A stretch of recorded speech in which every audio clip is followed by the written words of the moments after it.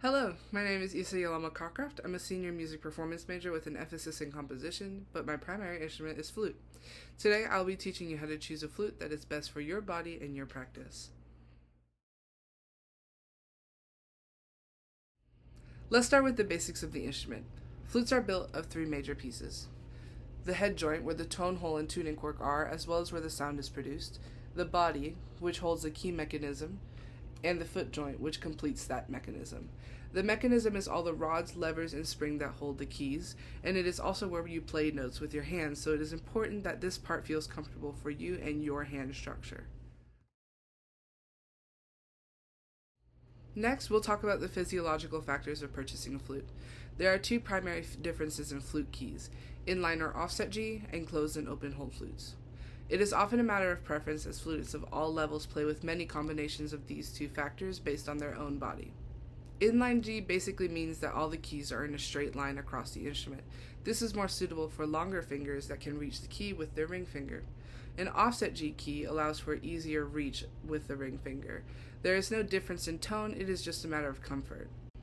As for the difference between closed hole and open hole flutes, closed hole flutes have flat keys that make them easier to play for beginners or those with smaller hands. This is an example on the mechanism. Open hole flutes have holes on the keys that must be covered by the fingers. This is an example of one. You can see that some of mine are plugged. The open holes allow for extra techniques and better tone. As mine are, the holes can be plugged if you're struggling with certain fingers. I have an injury right now that makes me have to cover most of them. However, these flutes are usually reserved for intermediate, advanced, and professional flutists due to their added technical difficulty. Take the time to feel different flute models and makers or brands before choosing one. How do they feel in your hands? Is the flute too heavy or is it too light?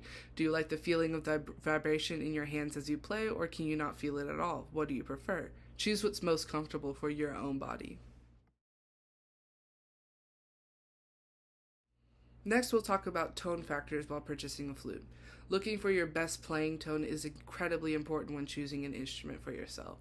The most important tone factor for us as flutists, it lies in the cut of the embouchure hole. The embouchure hole is where you blow across to achieve sound. It is right here on the head joint. Each mouth, oral cavity, and embouchure style uniquely fits a different cut best, and finding it will produce the highest quality sound your instrument can make with your body that will suit your style and performance preference. The angle of the blowing edge, or the edge that your first hits in the embouchure hole when you're playing, plays a very important role in clear articulation and the feeling of resistance when playing. It's right here. You blow across this way and it first hits this inside edge. Different angles provide more or less resistance and clarity of articulation. The selection is very dependent on your playing style. You may prefer less resistance if you play with more air, or you may prefer more resistance if you prefer clear articulation. The shape of your tone hole can also greatly affect your sound. For example, small holes often sound sweeter and larger holes sound bolder. Rectangular holes are stronger in the lower registers, and oval holes are very flexible throughout the range.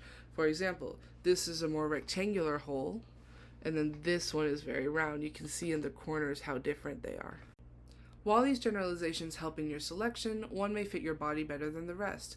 Different makers often specialize in one shape and make small adjustments for their different models. For example, I currently play on a Haynes flute with a rectangular hole, but I have found that my best sound is on a Miyazawa head joint, and these tend to have oval-shaped holes. Choose what's most comfortable for you. A less important factor for your tone is the metal your flute is made of.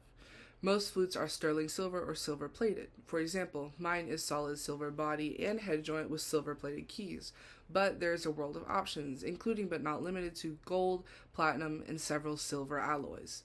Flutes are typically silver thanks to the metal's ability to cut through a full orchestra with a bright sound, but gold is prized for its warmer tone and is often physically harder than silver when alloyed with another metal, making it more resistant to dents and scratches.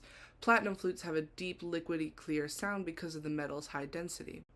Different metals also usually raise the price tag of your flute, however, so if you're looking for a starter flute, silver plated would be the best way to go. In the end, finding a flute is a lot like finding a magic wand. It almost chooses you.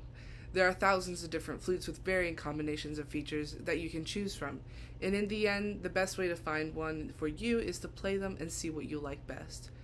Thank you so much for listening, and good luck finding your perfect flute.